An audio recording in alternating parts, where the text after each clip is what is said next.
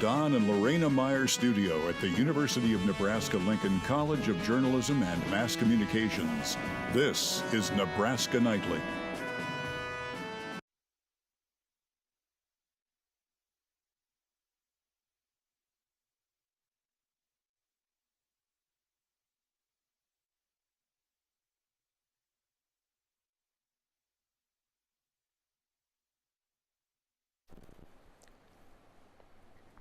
No one's scrolling.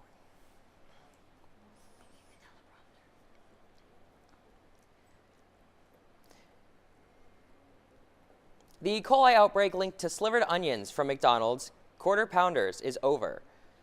That's according to the Centers for Disease Control and Prevention, the Food and Drug Administration. The recalled onions are no longer being served at McDonald's. According to the CDC, there have been 104 illnesses, including 1 death. 13 of those impacted were Nebraskans. Those cases were spread across 14 states.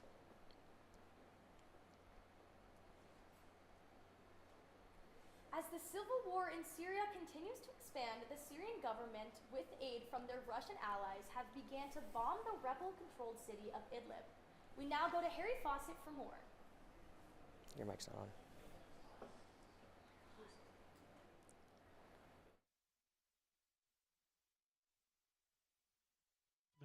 Shortly after a 5-minute warning was issued.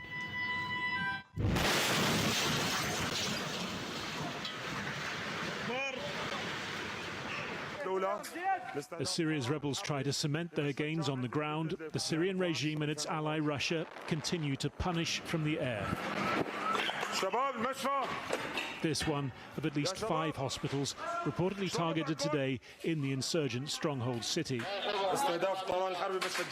In the blast-damaged corridors, a reminder of what this war looked like at its height and a warning of where it might return.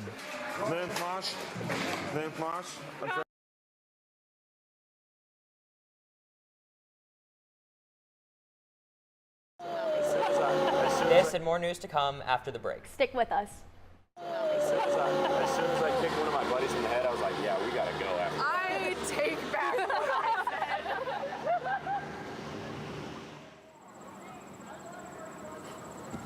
said. Hey, you done for the day? Yeah, just kind of maxed out on people. Is there anything you wanted to talk about? You know, thanks for asking. I have been feeling just kind of off lately. Do you want me to Concerned about a friend? Just ask and refer them to counseling and psychological services at UNL.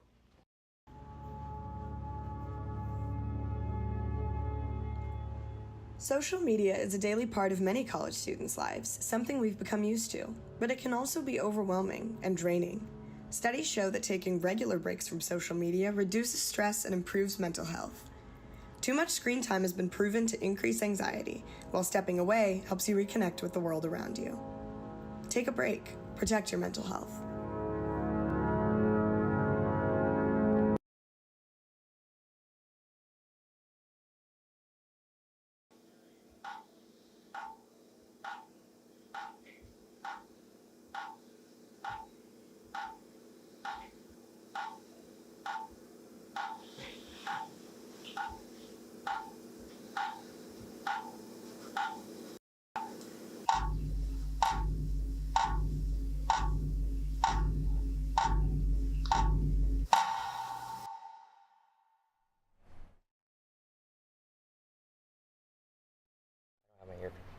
Welcome back. The federal gun case against Hunter Biden is now officially over. On Tuesday, a judge in Delaware issued that an order that said all proceedings in the case are terminated. A jury convicted President Biden's son of 3 felony gun charges in June. He was supposed to be sentenced this month, but over the weekend, President Joe Biden pardoned his son. Hunter Biden's lawyers asked the judge to formally dismiss the charges instead of terminating future proceedings, but the judge rejected that request.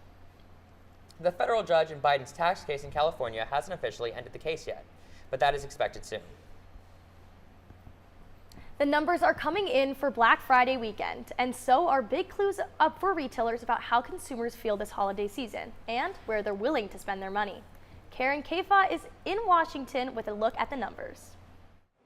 The number of Thanksgiving weekend shoppers beat retailers' expectations, even with stores rolling out deals early. This weekend and this event continues to hold a strong place in consumers' minds, with sales starting earlier and earlier every year. The National Retail Federation says that an estimated 197 million consumers shopped during the 5-day period between Thanksgiving and Cyber Monday. And MasterCard's Spending Pulse saw Black Friday e-commerce sales up nearly 15%, with consumers taking advantage of easier comparison shopping online. I think consumers are looking for value. They're looking for options in terms of when they spend, what they spend on. Michelle Meyer, chief economist for the MasterCard Economics Institute, says coming out of a stretch of elevated inflation, consumers want sales this holiday season, even as price hikes slow. Heading into this holiday season, throughout most of the year, we've been seeing slowing in inflation rates, or even for some categories, outright price declines. So consumers are in the mindset of looking for promotions. National Retail Federation Vice President of Industry and Consumer Insights, Catherine Cullen, says shoppers are spending with intention. They have a lot of money that they are budgeting, depending on their income level. It is a lot of money for each household for the season, and they want to make sure that they are spending their time and their resources effectively. In Washington, I'm Karen Kafa. April Fool's Day has come late for the University of Nebraska-Lincoln this year, as someone clogged a campus toilet with a baked potato on Monday. The incident happened around 2 p.m. at the restroom next to the campus bookstore. The baked vegetable had been squeezed into the base of the toilet bowl. Campus security is informed, and no damage to the facility's water pipes has been found so far, but this is an open investigation. It's been quite chilly these last few days. We now go to our local weatherman, Logan Schlotman, to see if there is a heat wave in our future. Logan? I think it's definitely time to get that winter jacket out, especially if it hasn't gotten out of the closet yet, as currently looking at our current temperatures, it's mainly going to be in the 40s and even some 50s, as 41 in Lincoln, 40 in Omaha, and 41 up in Norfolk. Taking a look at Lincoln right now, we do see that wind of southwesterly of 17 miles per hour, and that wind chill. Those winds are doing some work, bringing that feels like down to 34 degrees. Taking a look at our satellite, we do have a patch of a cloud-free zone over in the Midwest, but for the rest of the place, we're going to be seeing mostly variable clouds, except down in the south as well. Zooming into Nebraska, though, we'll be seeing, like I said, that cloud-free environment, maybe just a couple of clouds over up in Scottsbluff, but nothing too much, which is why we've been seeing some of this cold air. Taking a look at the radar, as we see, nothing too much, those clouds, so it's been a pretty boring day overall, but that might be changing as we take a look at our NAMS model. We'll be seeing a patch of snow, or not a patch of snow, a patch of flurries making their way down to the eastern part of Nebraska as a cold front's going to come through, and if you thought this was cold, we're going to be potentially even colder temperatures in the next couple of days. As taking a look at our rain chances for the next 7 days, we'll be seeing mainly 0%, but Thursday we do have that 20% chance.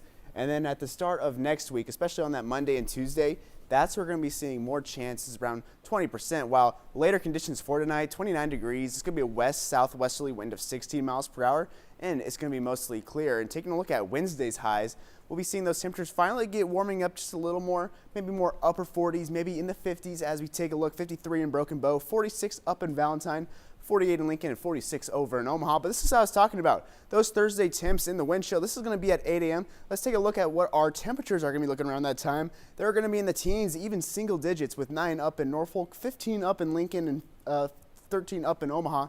But if we take a look at those wind chills, they get even lower by about 10 degrees for each place, as Thursday morning we should be seeing wind chills of 5 degrees in Lincoln, 1 degree in Norfolk, and 5 over in Grand Island. And this is going to be the best chance that we're going to be seeing for those flurries, where a lot of the colder temperature is definitely going to be above north of I-80. While taking a look at that week ahead, there's really just one outlier for a day here. That's Thursday, 28 degrees, partly cloudy, while for the rest of the day, we'll be seeing, rest of the week, we'll be seeing those temperatures really start to warm up. A warm weekend should be expected, with 50s expected for Saturday and Sunday, before we start to see those temperatures kind of cool down again back into the 30s. But not for after next week. We're going to be seeing probably some more chances for more above average temperatures for the 8 to 14 day outlook, but for precipitation, it should be near normal around that time. That's all I have for the weather. Back to you. Thank you so much.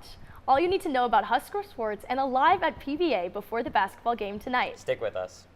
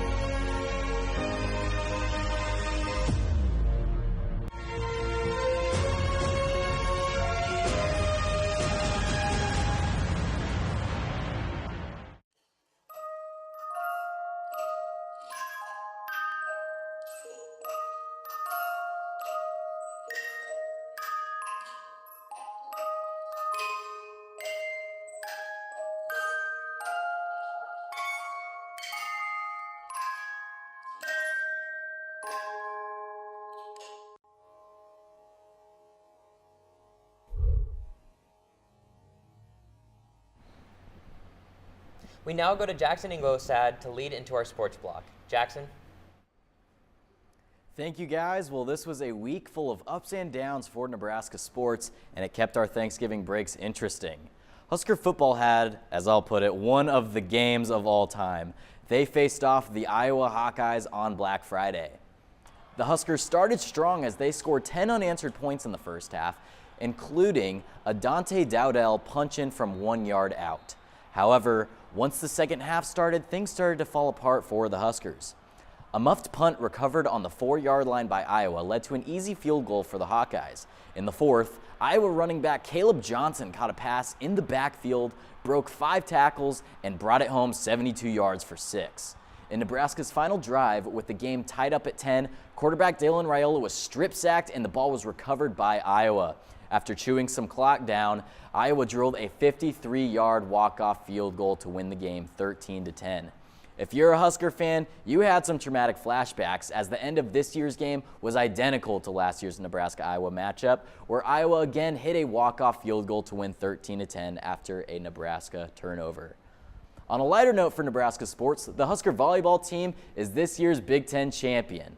This is Nebraska's second year in a row taking home the trophy. Here is what seniors Lexi Rodriguez and Merritt Beeson had to say about this year's competition. New additions, the new 4 teams. It was the hardest it's ever been, and I think to get that championship just shows how great of a team we are. Coach talks about it all the time, how it's harder to win a Big Ten championship than to win a national championship, just because you have to be so good for 10 weeks.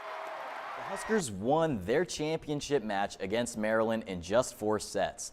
The Huskers continue their season, and their next matchup will be against Florida A&M this Friday at 7 p.m.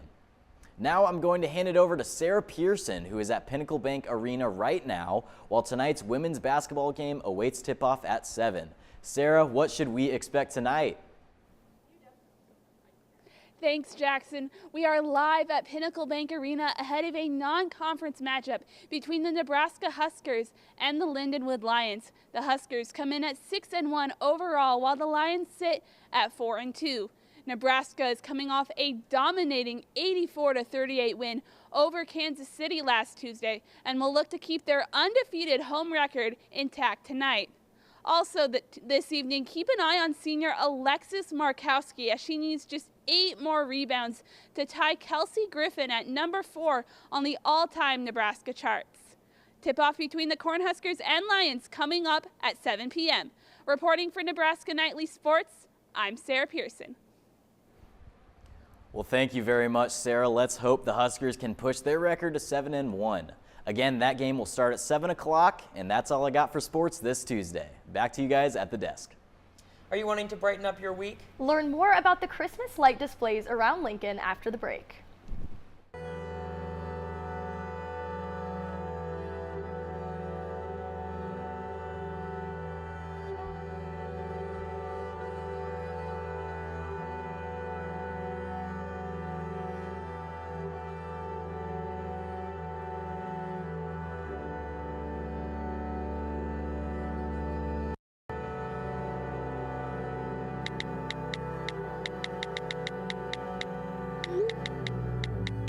Nearly 1 in 3 Husker students struggle with food insecurity. Husker Pantry addresses food insecurity and a welcoming space by providing free food and personal items to UNL students in need. Due to high demand, the pantry often runs out of essential items. Help keep the pantry stocked by donating the most needed items. From canned food to personal items and cleaning supplies, you can make a difference by donating. Learn how to donate by visiting pantry.unl.edu. There is lots to look forward to this week, and Joel Bierbarrow has all the info. We have a dazzling array of Christmas light shows this holiday season here in Lincoln. Experience the wonder and magic of the drive-through Christmas light show at Star City Shores Aquatic Center. It is $25 for admission on weekdays and $30 for weekends, and will occur daily from 5:30 p.m. to 11 p.m. until January 1st, 2025. From now until December 31st, starting at 5:30 p.m., you can take in the awe and grandeur of Magical Lights of Lincoln, Nebraska's largest holiday light show at Sandhills Global Event Center. For the price of $25 Monday through Thursday and $30 Friday through Saturday, you'll have the chance to drive through over 1 million different colored lights set to synchronized music and tailored to themes of Nebraska, including magical farms and Husker power. Ever wanted to walk among Christmas lights at a zoo? Look no further than one of the largest lights displays in the Midwest. Zoo Lights, powered by LES, is an immersive holiday light show experience like no other. Choreographed to holiday music, you'll come across hanging vine lights, light tunnels, over 30 lit animal silhouettes, and other impressive light shows. Some even in 3D. Along the route, there will be hot cocoa and s'more stations, as well as hot cider for attendants over the age of 21. All proceeds will go to supporting the zoo animals during the winter months. Thanks, Joel. Nebraska Nightly is a production of the University of Nebraska-Lincoln's College of Journalism and Mass Communications. Thank you so much for tuning in, and we'll see you on Friday on Nebraska Nightly.